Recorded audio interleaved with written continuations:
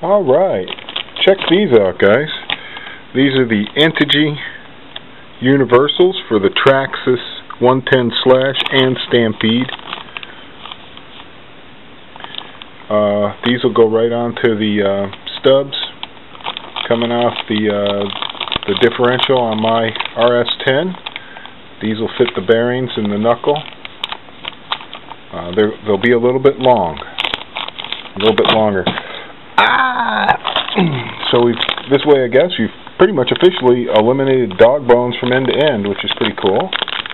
So I guess I could have dealt with like dog bones on this end and unis on this end, but this is very nice for like 22 bucks, 23 bucks, whatever it was shipped. So I'll be playing with these pretty soon, and I'll let you know how that works out for me.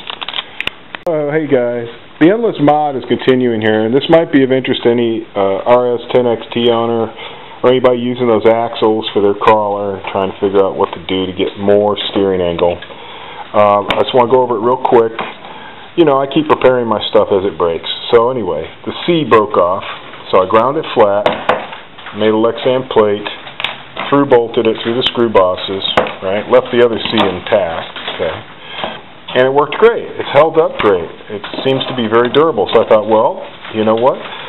The problem with running universals like these Entity for Traxxas Stampede universals here is they're a little long, and then you got to mod them to make them work or do something. Well, I decided rather than mod that, I would actually make longer little knuckles that would come out further necessary, right? And then I would grind off this one and do the same thing and through bolt them and use spacers or whatever I got to do to make it work out right. Okay, so that's the plan, is to get wider axles, and then theoretically I was supposed to get more steering angle. I don't know why I thought there'd be like this tremendous increase in steering angle, but there is not. There's not a tremendous increase in steering angle. With the dog bone jammed all the way in the cup here, okay, and it's turned to its max, and then I put this in the same place, it's actually just a tiny bit less. it's less steering angle. What it does give you, though, is smoother power transmission. Okay. What I'm concerned about is how incredibly small these parts are, right? And how durable they may or may not be. For instance, when I got this right out of the bag, this little retaining ring that is supposed to hold a tiny, tiny pin in place against the extremely thin drive cup, which is steel at least, right? It was loose, so I got to glue this back on. I got to clean this all with alcohol and super glue this darn ring back on, because it's supposed to be a friction fit and it is not. It just keeps sliding off, and if that slides off and a pin drops out, you're going to totally tear up the other hole, and then you're done. So that's just stupid. The incredibly light and thin construction of these is not thrilling me. I would want something, if possible, beefier, but I guess to get it to fit inside this axle housing, you got what you got, man. See, it's tight. It just fits. So that's pretty cool that it just fits. I just got to make sure the darn silver rings, you know, it fits. It's really tight, but it fits. I just got to make sure these little rings do not fall off. So that's one thing. Second thing is, once you get your stuff apart and you're getting ready to just screw these on, instead of the drive cups, you know, here's the nice beefy. Look at how sturdy and beefy that is. That's a big chunk, man. And look at how tiny this thing is, and by comparison. This is what you're going from. You're going from massive and beefy to tiny. Okay. So you're going to want to make sure your holes line up. Well, they don't. The grub screw hole is about a 1/16 further away than the hole in the stub. The hole in the stub and the hole in the grub screw do not line up. So you got to grind this cup down a little bit. Make it even smaller. Yay. less metal. So, you got that. You got this hex shaft, which is sliding in and out of here. I sure as hell hope that doesn't just spin out. Because I put my stuff under maximum torque till the motors will not turn at all. You know what I'm saying? They just won't turn. And the tires are all bound up and trying to strip out the hexes. And so everything's trying to give up the ghost. And I just, these are so light and small. It just kind of concerns me. You look at how thick this dog bone is. Big old chunky dog bone with great big fat pins, and then you saw how skinny those tiny little drive pins are. Look at how big this cup is. Big old massive chunk. Let me get this little tiny thing. Itty bitty. So I'm just concerned, you know, that this is going to just be a huge waste of time and money, because I get no more steering angle out of it, as you saw. And I'm wondering if I'm getting any more durability. You know, it's a case of sometimes these mods, I get a gut feeling on a mod sometimes, and it's like, oh, that doesn't make sense. The factory part's better. The way that looks from the factory is better than what I'm about to create when I hack that off, when I chop this up, when I take that apart. And so the only thing you're getting is smoother drive transmission. That's it. And perhaps less life out of the part. You know what I'm saying?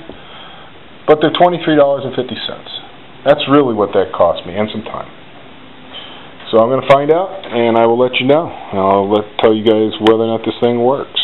Hey guys, I got to tell you that this whole Integy Traxxas Stampede / Universal thing is not a drop-in fit by any stretch of the imagination, and I just want to show you what you have to go through to get there. First off, let me show you the plastic parts. Okay, you've got to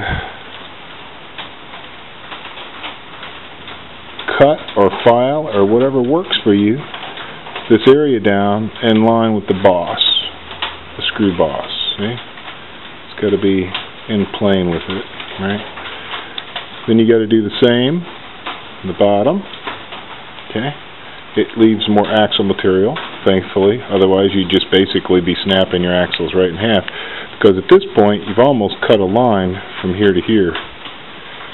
So a lot of the strength of this is now coming from the sides and from its connection to this, which has like a little seam. So when they snap together, you know, it supports it, and it'll be screw bolted. But you're definitely weakening it. Just want to let you know. Okay. So anyway, you got to do that.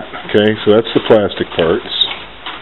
That's what you have to do to be able to mount these lovely things. These are my little C-sections I've just made out of smoked Lexan. Okay.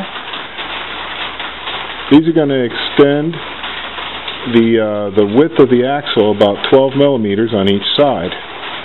Okay, so here's little matched pairs of them ready to be through bolted on. Okay, but before I got there, obviously I have to, you know, I want to show you how this came out.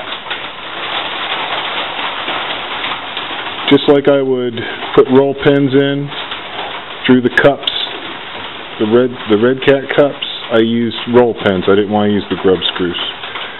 So this is drilled out to just under size of a eighth of an inch, and then an eighth of an inch roll pin put in and cut off. And it's pretty tricky getting in there with the giant Milwaukee die grinder cutoff wheel, let me tell you. So anyway, here's this unit. That's a beautiful thing, right? These slip in there, okay, and the whole thing goes in your axle shaft. Now here's the knuckle. And what I wanted to show you with this knuckle assembly, this one I've already put together, but I've got one that I'm about ready to put together. And I want to show you why you see this white plastic washer there. So here, it's a little grotty. I just took it apart. Let me clean it up just a touch. Get some of the crust out of it. So it's not totally yuck to look at. Okay, anyway. You got two bearings. You got a little bearing, you got a big bearing. Wonderful thing. So, without this little very custom nylon plastic high-impact washer that I have fabricated. What happens when this is engaging this all the way, right? You see that little, I don't know if you can see that little gap. Well, watch what happens. It's going to push this bearing out. See that? There it is, pushing the bearing out. How about that, huh? That's not very nice. And what you'll do is once you put your pen and your hex in there, which I don't need to demonstrate to you, you end up with that much slop, which is pretty much a 1/16 of an inch, just about. So how I'm going to eliminate that slop, okay? This is rather tedious. Let me tell you, all this is rather tedious. I'll take one of these guys I just happen to have, that just happens to be the exact right thickness and almost the right diameter. Once you use an X-Acto, cut it down, and then because there's no drill bit the right size for that, right, I have to hand file it. I speed the process up a little bit by chucking a file into this baby, but still tedious. And once you get to that point, you can snap this on there. It's got to be a nice tight fit. Snap it on there. Look at that baby. I do some fine work, don't I? But you don't have very much left now bearing on the bearing, so to speak. See? You've only got that little tiny bit.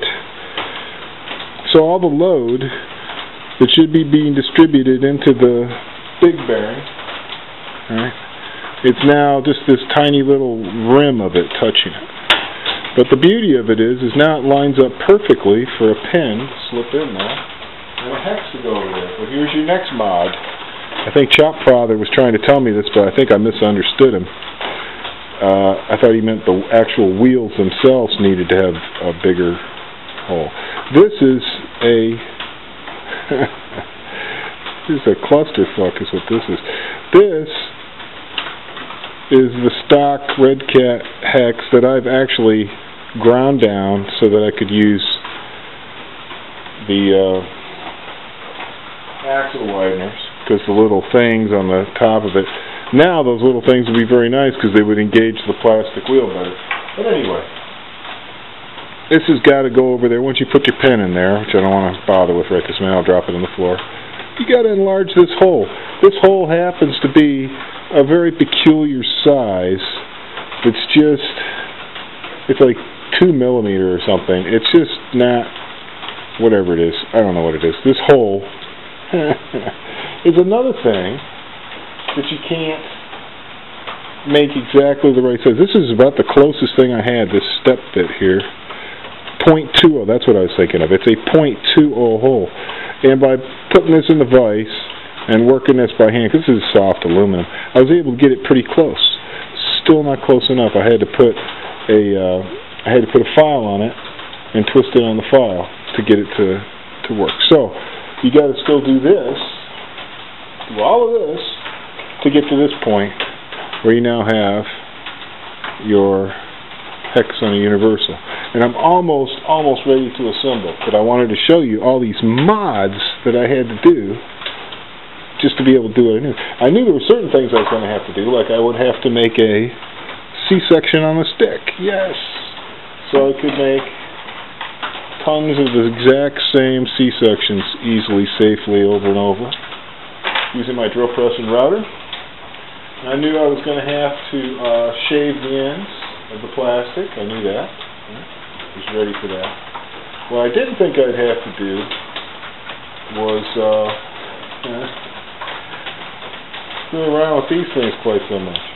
Now I'm hoping this all works out, but we'll find out really, really soon. I'm ready to start bolting stuff together. Just wanted to catch this little bit. Okay, after much fiddling the fart, I have gotten one half of this thing together. This is the hard half because of all the fiddly bits with the servo. I'm speaking loudly because it's raining on the metal roof very loudly. Anyway, nicely through bolted axle housing, super strong.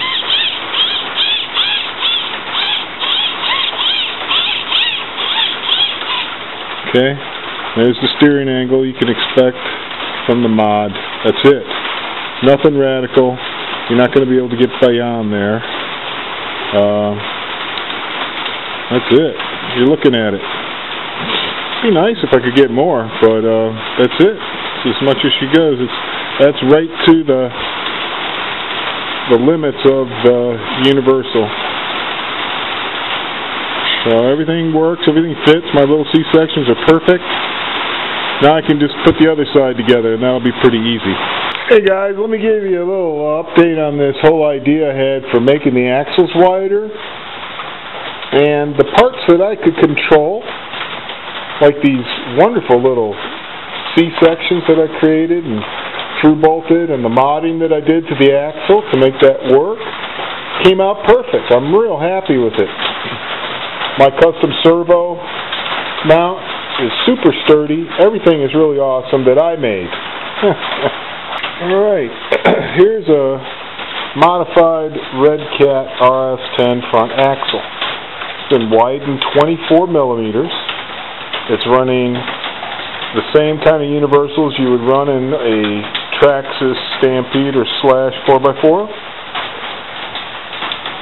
It has approximately the same amount of steering angle that you can get with dog bones,